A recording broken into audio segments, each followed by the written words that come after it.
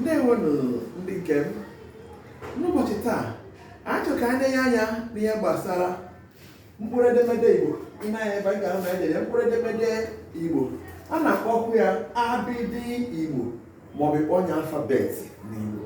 Mgbe a na-akpọzi alfabeti ahụ, ị ga-asụpe ya dịka o si wee daa na ntị alfabeti, mana aha ya bụ Abidii Igbo, mkpụrụ edemede Igbo. Nke ọbụla n'ime ha ka ị nwere ike ịkpọ ya. That is to say that Igbo alphabet, we call it Abidii in Igbo language, or mkpụrụ edemede. Ọ bụ n'ime anya na bọọdụ a n'ụgbọdị anụmanụ ugbu a, ị ga-ahụ na m edepụtara m mkpụrụ edemede ụfọdụ ebe a. Ndị a dị ebe a bụ ha bụ mkpụrụ edemede Igbo ahụ, ha dị 36, that is 36 in number, 36 mkpụrụ edemede Igbo. Nke bekee English alphabet dị 26. Ị na-ebe ahụ English alphabet and Igbo alphabet. Ọ bụrụ na anyị abịa na mkpụrụ edemede Igbo, ị ga-ahụ na onwe ndị nji akara mmemme wee kaa okirikiri na ha. Ndị a dị ebe a, ị gaghị ahụ ha n'asụsụ nke bekee. Na-abịa na mkpụrụ edemede bekee, anyị enweghị C dịka ọ dị ebe a, kama anyị nwere chi. Ọ bụrụ na ị bịa na ebe a, ị ga-ahụ Q. Anyị enweghị Q na mkpụrụ edemede Igbo.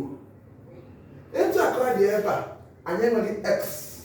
Nke bekee nwere X, anyị enweghị X na Igbo. Ihe o ji abụ na-akụziri ụmụaka, ọ bụ na-akụziri ndị mmadụ mkpụrụ edemede Igbo ndepụta nke bekee, n'ihi na amatara m na ọtụtụ ụmụaka agaala nursery primary school. Mgbe ha nọ na nursery, ha amaghị etu esi sound English alphabet, and they sound them A, B, D, E, wee dị gawazie.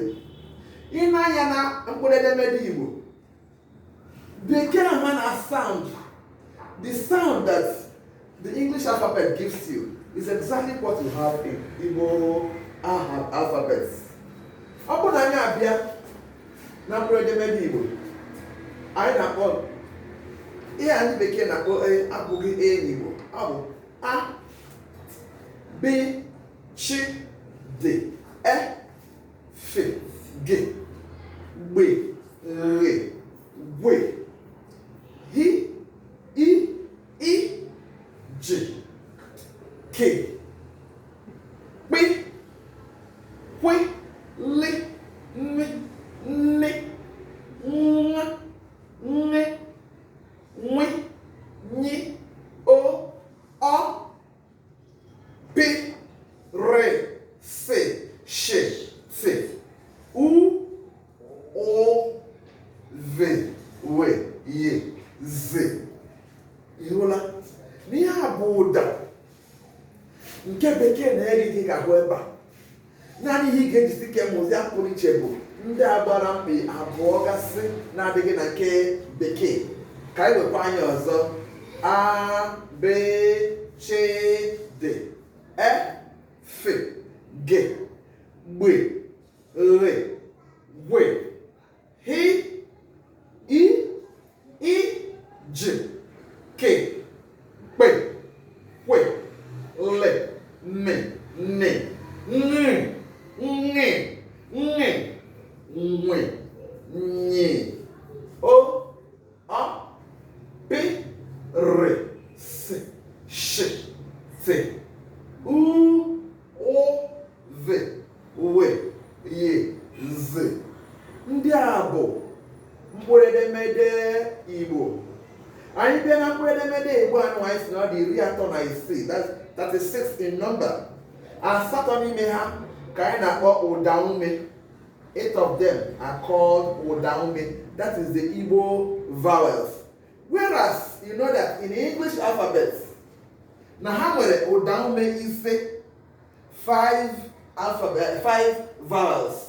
But in Igbo language, you have 8 vowels. Ụda ume asatọ ndị a, 8 bụ asatọ. Ka ị nwee ike icheta, 8 bụ asatọ. ụda ume asatọ ndị a bụ a, e, i, o, ọ, u, ụ. Ka anyị wee ya ọzọ. A, e, i, o, ọ, u, ụ. Ndị a bụ ụda ume anyị nwere n'Igbo. Iwepụzie ụda ume ndị a n'ime 16 ndị a, ịma na ndị nke ọzọ fọdụrụ ka anyị na-akpọ mgbochi ume, that is the remaining 28 alphabets are the consonants, but 8 asatọ ndị a bụ ụda ume. Akpọm ha gịnị? Ụda ume, ụda ume. Mana 28 ndị ọzọ, the remaining 28 are the consonants. We call them mgbochi ume, mgbochi ume. Ọ ga-aha anyị etu a n'ụbọchị taa. Ụbọchị ọzọ anyị elenyekwa anya n'ebe ndị ọzọ. Mmụọ ndị a biko ka ịmụta ha nke ọma. Ndewonu.